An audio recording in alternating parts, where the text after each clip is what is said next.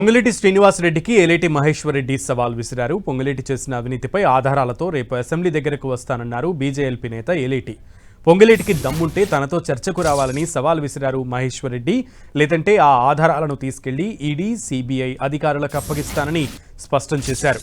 ఫినిక్స్కు పొంగులేటికి ఉన్న లావాదేవీలు బయట పెడతానన్నారు ఏలేటి మహేశ్వర్ రెడ్డి.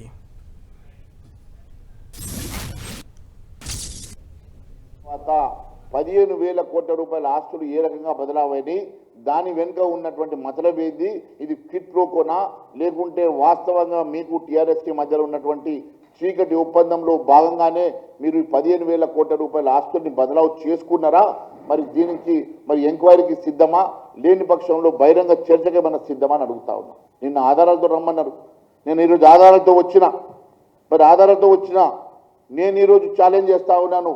పొంగులేటి శ్రీనివాసరెడ్డి గారు రేపు ఉదయం 12 గంటలకు అసెంబ్లీ సాక్షిగా అసెంబ్లీ మీడియా పాయింట్లో పూర్తి ఆధారాలతోటి నేను వచ్చి అక్కడ కూర్చుంటాను.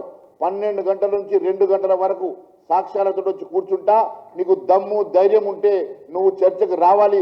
లేని పక్షంలో అవే ఆధారాలతోటి నేను ఈడీకి, సిబిఐతో పాటు ఎక్కడెక్కడ ఆర్గనైజేషన్స్కి ఎంక్వైరీ కోసం నేను మరి లెటర్లు రాసి మరి ఖచ్చితంగా ఆధారాలు నేను మరి ఈడీ, సిబిఐకి నేను అందజేస్తాను తెలియజేస్తా ఉన్నాను.